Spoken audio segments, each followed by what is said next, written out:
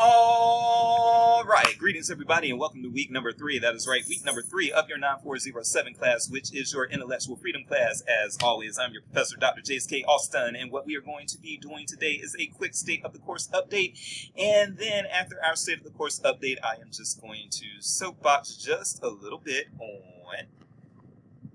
So yes, I'm going to talk quickly about the state of the course update, and then I am going to soapbox a little bit about some of the things that I feel the current administration is doing, but I'm going to have to do it, the current presidential administration is doing, but I'm going to have to, again, do it in such a way that self-censors, and I'm going to have to do it without any real spying and do it in a way that is not going to get me in trouble in my job, okay? If Josh Hawley sees this video, there's not much he can do with it. Yeah, I'll leave it at that. Okay. All right. And hopefully you all aren't a bunch of rats, but I do also know that when people have agendas, they have agendas. So one of y'all might actually send this video to Senator Hawley and say, hey, he's talking bad about MAGA. What can you do? And whoever the rat is, I don't know, Judas Iscariot, his story didn't end that well. I'll just put it that way. All right, but anyway, let's go ahead and get into that state of the course update. We do have our two discussion boards for this week and next week are pretty similar. They're both dealing with First Amendment exemptions, but there were too many to do in just 1 week, so I split them up over the course of 2 weeks. But what I want you all to also be aware of is that we will be hosting Leanne Lord, a comedian, on September the 23rd. And so, yeah, there won't be, that's 2 weeks. No, that's 1 week. Hold on. I'm sorry. That's 1 week from, it's 2 weeks from today. I'm recording this on the 9th, but I'm trying to get it here. So it's a week and a half from this coming Sunday. Okay. So yeah, in basically 2 weeks on September the 23rd, we're going to be hosting comedian Leanne Lord, and she's going to talk to you about intellectual freedom within the realm of comedy. Okay. All right. Now that we've got that going on, now that we've gotten that out of the way, other things to be mindful of are that you will have a very easy open book First Amendment examination toward the end of the month. All right. And really, that's all you need to be worried about. You don't really have a real written assignment until October. So this is really what you're looking at right here. Okay. Is being prepared for the sync session and the First Amendment examination. And outside of that, all you're really worried about is the discussion board posts. And you all have been doing just fine on the discussion boards. Another thing that I do want to mention really quickly, since I've got your attention in this check-in video, is that, let's scroll down here. First of all, for those of you who volunteered for the debate, there are a few kinks that I'm trying to work out right now. So just bear with me. You will know by the end of the week whether or not you are going forward, but whether or not I'm going forward with you. But there are some kinks that I've got to work out there. Also, I was very happy that Juliana and Olivia, both of you, just posted up just nice things to put up in the fun stuff area. Folks, the fun stuff area, you can communicate. It doesn't even have to be on topic for the class. It can do nothing with librarianship. It can deal with librarianship if you wanted to. It can deal with intellectual freedom if you wanted to.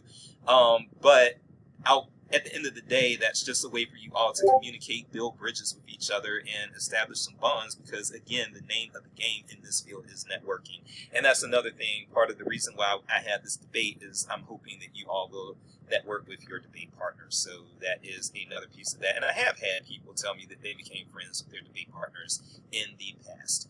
All right.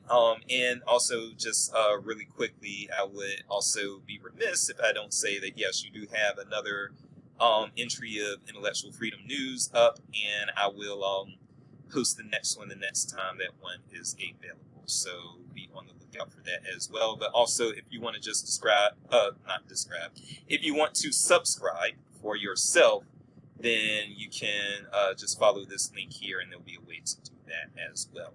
Okay, let me get into my soapboxing now, and I'm not planning to take too long with this, but this is something that I just want to talk about, and I will leave this article like I'll put a link to this article in the or this column in the announcement as well. So the Trump administration will review 19 Smithsonian museums to ensure exhibits are patriotic. One thing, first of all, that I want you to be aware of is that with this class and with the cultural heritage class, GLAM is very relevant. So I'm not focused specifically on libraries. I'm focused on GLAM, which is galleries, libraries, archives, and museums. And then also these Smithsonian museums, several of them do have library type collections in them. And then also a few of them have traveling exhibits that they loan out to libraries and things like that. So this is very relevant to the library science field.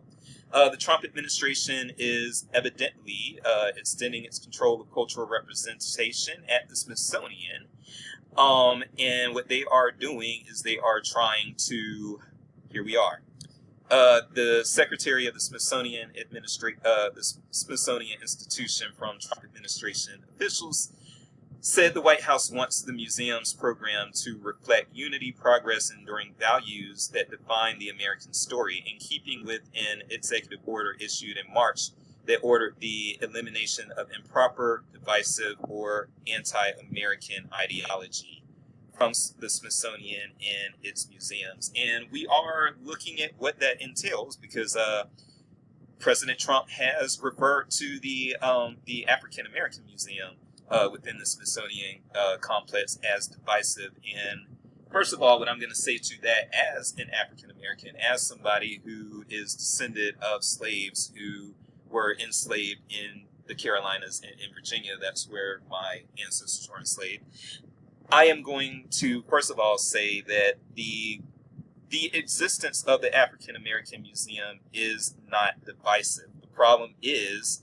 the United States of America divided the history of African Americans from the quote-unquote mainstream history since the beginning. So there was a whole different story being told, or being not told, but being written kind of on the side. And so that story has never been fully integrated into the mainstream of American society.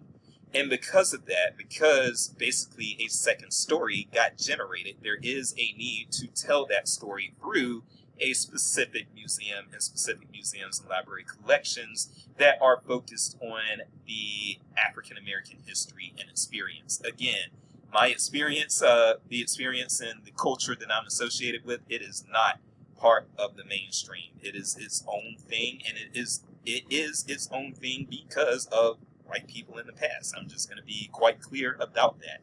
And so the existence of that museum is not about division. It is about the fact that you cannot have a sufficient African American museum and sufficient telling of the African American story and documenting of the African American experience. That cannot happen appropriately if it's not separated, because it's been separated all along. That's what people have to realize. That is what people have to realize. So if you try to just integrate all of that into the mainstream museums and into the mainstream... Oh, God, that's my dog. Hold on.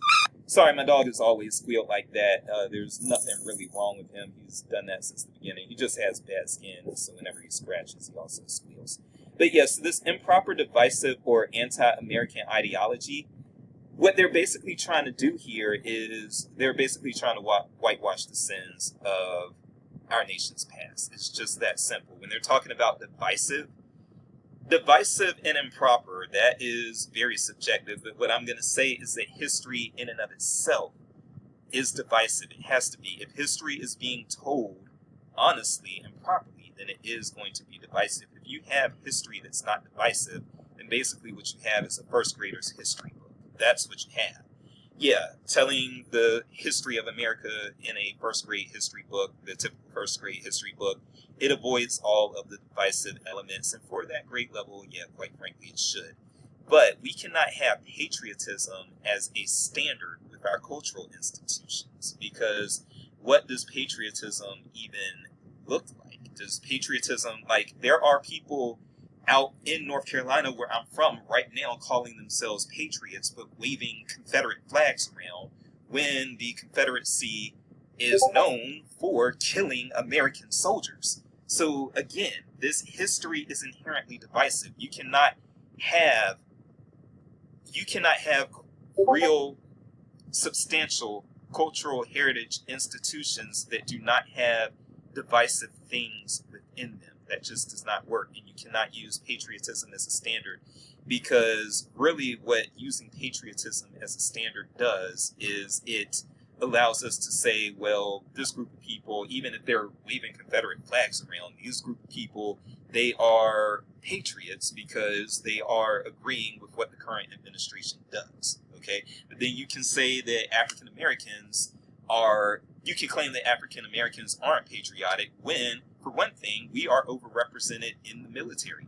We as African Americans only make up 12 to 13% of the American population, but yet we are somehow 21% of the military. So I would say that our over representation in the military may mean that we're more patriotic, but who actually looks at it that way? Nobody. They're always pointing fingers at African Americans and telling us that we're whiners and we should just be glad that we're not in Africa. After, by the way, colonizers also screwed Africa up. Then they tell us, oh, just be glad you're not there. We screwed that up to get y'all. But yeah, now that we got y'all, it's, be glad that you're not there because look, it looks terrible there now. That is the mental game that they've been playing with us. And I've had that mental game thrown at me since I was in first grade. I was in first grade the first time somebody told me, a white teacher told me that I should just be glad that I'm not in Africa. That type of ignorance is pervasive, and that type of ignorance will only be strengthened with this order to whitewash the contents of the Smithsonian museums and ensure that they are quote-unquote patriotic.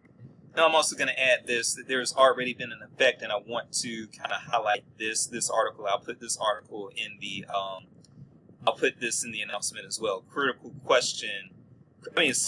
Critics question why exhibits at the African American History Museum are rotating out.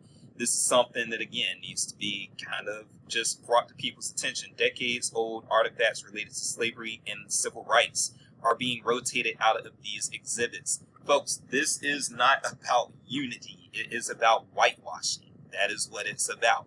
And again, if one of y'all snitches on me and sends this video to Senator Hawley and to other people that can have me depowered from the program and that sort of thing, then I just got to stand on that because, quite frankly, I've got to say something when my history is being erased. Yes, Black history is my history. African American history is my history. And yes, slavery is a important piece of why African Americans are in the place that they are in today.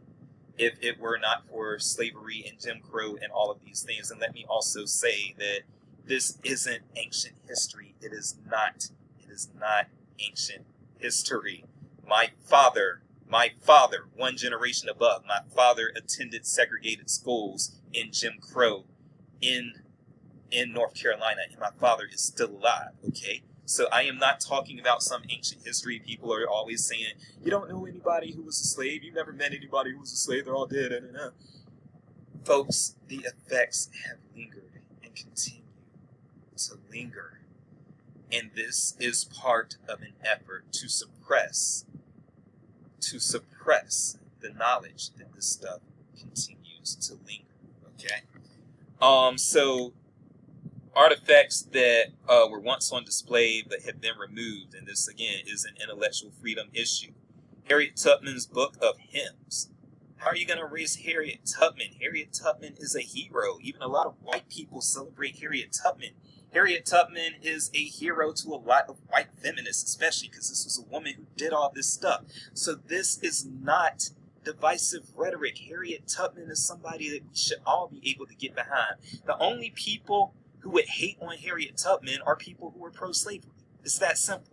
But they removed Harriet Tubman's Book of Hymns that she was believed to have sung as she led enslaved people to freedom. Also, the narrative of the life of Frederick Douglass was removed. But when we talk about removing things and not removing things based on divisiveness, there was a report that I can't remember which military library or whatever it was. There was an order to also remove things that came from Frederick Douglass and Harriet Tubman, but the same library kept Mein Kampf from Hitler on the shelves. So what's more divisive? What's more divisive, a hymn book from Harriet Tubman or the Nazi blueprint? I'm just curious. this. Okay. All right. So let me just leave it there. There's really not any reason for me to say too much more than that. I just want you all to be mindful of that. So we can have another under 20-minute check-in video, which again is a rarity for me, but I've said what I wanted to say. And also I've already said something that unfortunately, because again, higher ed has lost its spine and now we're letting presidential and state administrations bully us around. So I can't say what really needs to be said, but I am going to say this, take the risk, say this. And yes, if somebody comes after me for saying this, then, you know, all I can say is I fought the good fight and I need to fight. I didn't fight the good fight because I need to be fighting even harder than this, but I fought the fight that I was empowered to fight in this time. And, you know, I just got to believe that God will make another way for me if something happens to me because I spoke the truth here. So yeah, let me leave it there. I am Dr. Jace, and Black history is not something you should erase. Jace, erase. There's my rhyme. I can go to sleep. I will see you all in the discussion boards later.